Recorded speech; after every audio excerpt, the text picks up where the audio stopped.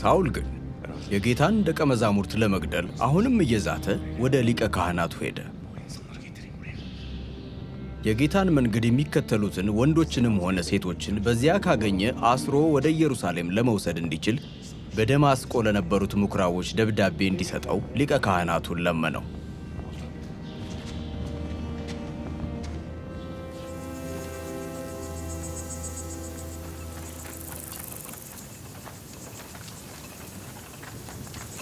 ደማስቆ ለመድረስ ጥቂት ሲቀረው ብርሃን ከሰማይ ድንገት በዙሪያው አንጸባረቀበት። እርሱም በመሬት ላይ ወደቀ። በዚያ ጊዜም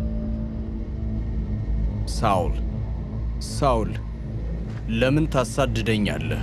የሚል ድምፅ ሰማ። ሳውልም ጌታ ሆይ አንተ ማን ነህ? አለው። እርሱም እንዲህ አለው፣ እኔማ አንተ የምታሳድደኝ ኢየሱስ ነኝ።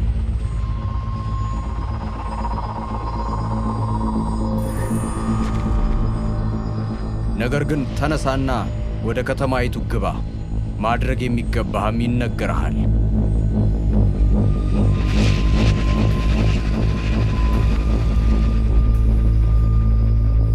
ከሳውል ጋር ይጓዙ የነበሩትም ሰዎች ድምፁን እየሰሙ ማንንም ባላዩ ጊዜ አፋቸውን ይዘው ቆሙ።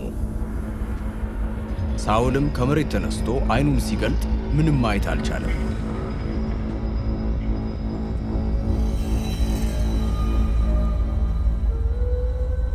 ስለዚህ ሰዎቹ እጁን ይዘው እየመሩ ወደ ደማስቆ አስገቡት።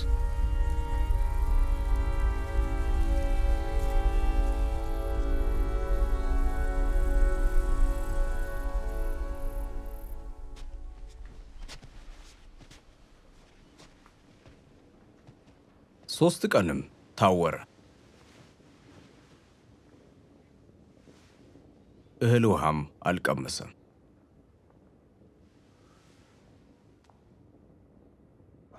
በደማስቆ ሐናንያ የሚባል አንድ ደቀ መዝሙር ነበር።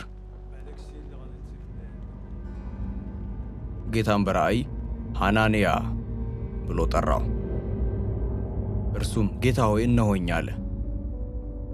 ጌታም እንዲህ አለው፣ ተነሳና ቀጥተኛ ጎዳና በተባለው መንገድ ይሁዳ ወደ ተባለው ሰው ቤት ሂድ። እዚያም ሳውል የሚባል አንድ የጠርሴስ ሰው እየጸለየ ነውና ፈልገው። እርሱም ሐናንያ የሚባል ሰው እርሱ ወዳለበት መጥቶ እጁን እንደሚጭንበትና ዓይኑ እንደሚበራለት በራእይ አይቷል።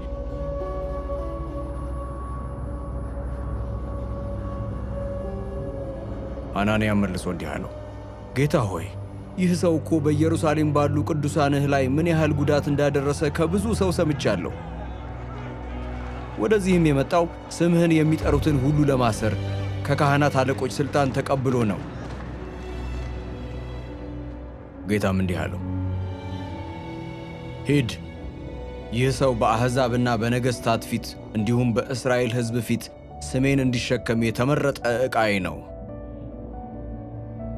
እኔም ስለ ስሜ ምን ያህል መከራ መቀበል እንዳለበት አሳየዋለሁ።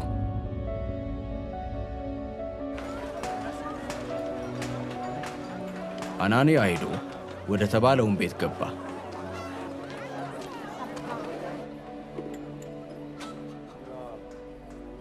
በሳውልም ላይ እጁን ጭኖ ወንድሜ ሳውል ሆይ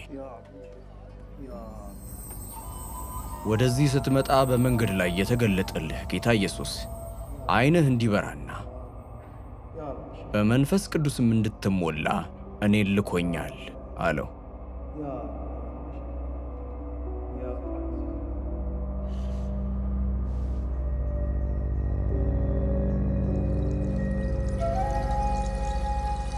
ወዲያውም ከሳውል ዓይን ላይ ቅርፊት የመሰለ ነገር ወደቀ።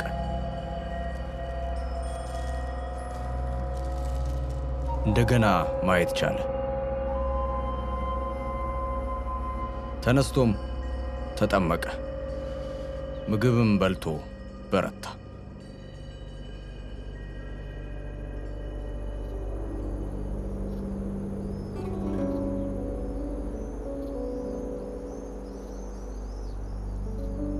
ሳውል በደማስቆ ከነበሩት ደቀ መዛሙርት ጋር አያሌ ቀን ተቀመጠ። ወዲያውም ኢየሱስ የእግዚአብሔር ልጅ መሆኑን በየምኵራቦቹ መስበክ ጀመረ። የሰሙትም ሁሉ በመገረም ይህ ሰው በኢየሩሳሌም ይህን ስም የሚጠሩትን ሲያጠፋ የነበረ አይደለምን?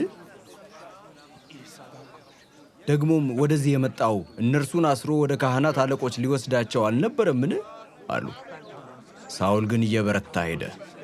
በደማስቆ ለሚኖሩትም አይሁድ ኢየሱስ እርሱ ክርስቶስ መሆኑን ማስረጃ እያቀረበ አፋቸውን ያስይዛቸው ነበር።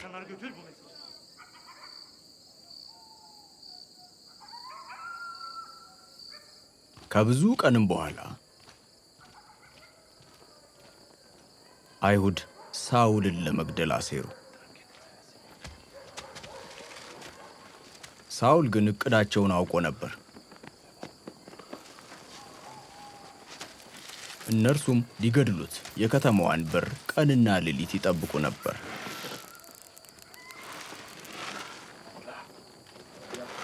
የእርሱ ደቀ መዛሙርት ግን በሌሊት በከተማይቱ ቅጥር ቀዳዳ አሽልከው በቅርጫት አወረዱት።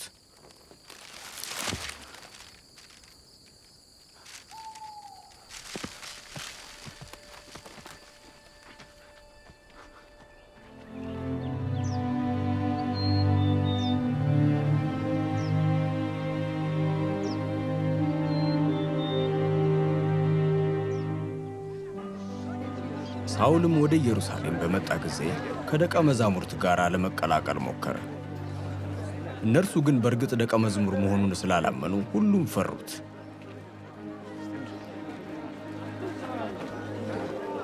ይሁን እንጂ በርናባስ ወስዶ ወደ ሐዋርያት አመጣው።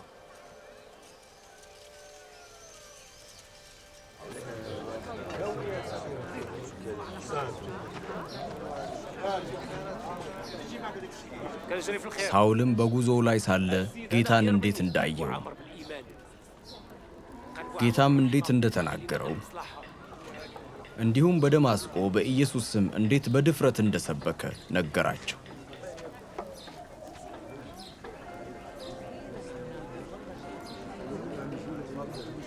ስለዚህ ሳውል አብሯቸው ተቀመጠ።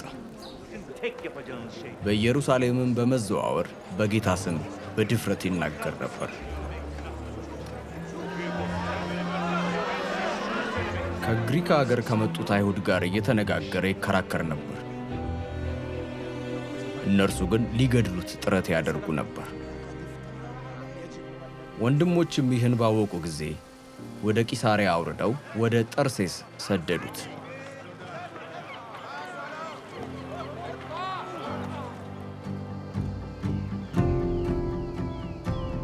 በዚህ ጊዜ በይሁዳ በገሊላና በሰማርያ ያለችው ቤተ ክርስቲያን በሰላም መኖር ጀመረች፣ ተጠናከረችም። ደግሞም ጌታን በመፍራት እየተመላለሰችና በመንፈስ ቅዱስ እየተጽናናች በቁጥር እየበዛች ሄደች።